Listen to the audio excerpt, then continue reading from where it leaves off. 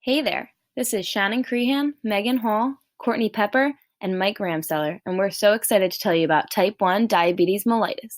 So what is diabetes? It's a disease in which the body's ability to respond to the hormone insulin is impaired. It results in abnormal metabolism of carbohydrates and elevated levels of glucose in the blood and urine. It's a chronic disease associated with abnormally high sugar in the blood. 30 million children and adults have diabetes, of which 1.25 million have type 1. 40,000 people a year are diagnosed with type 1 diabetes, making it the seventh leading cause of death, and less than 10% of all cases of diabetes are type 1. If your pancreas cannot produce insulin, you'll have too much sugar in your blood and your muscles will not be able to function as effectively as they can with the insulin. Production of insulin is completely impaired. Type 1 diabetes can affect people at any age, any gender, any size, any shape, and any race. Signs and symptoms include excessive thirst, blurred vision, irritability and mood changes, nausea and vomiting, hunger, fatigue, headaches, bedwetting in children, and increased heart rate.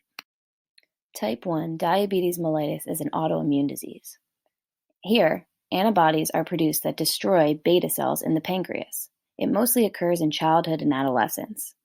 It is most likely a result from the interaction of genes and lifestyle factors for each individual, such as the destruction of inslet cells, genes on chromosome 21, being exposed to a trigger in the environment such as a virus. It's usually onset before 30 and it is not diet or lifestyle. Autoimmune sister disease may also occur, such as Hashimoto's, Graves' disease, autoimmune hepatitis, pernicious anemia, Addison's disease, myasthenia gravis, and celiac disease.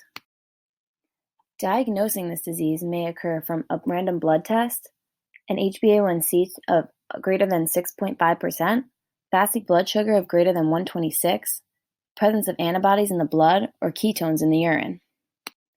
Medically managing these symptoms requires a patient to regularly exercise, have a healthy diet where they count their nutrients, monitor the sugar in their blood, and have proper insulin dosing. All individuals should aim to have a healthy blood sugar level between 70 and 100. Now, let's talk about something that's referred to as high-intensity interval training.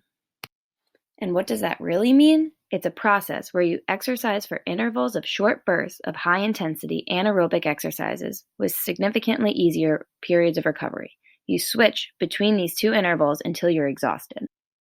Benefits of this type of exercise include cardiovascular function, the burning of fat, a decreased heart rate, increased oxygen capacity, lower sugar in the blood, and decreased blood pressure.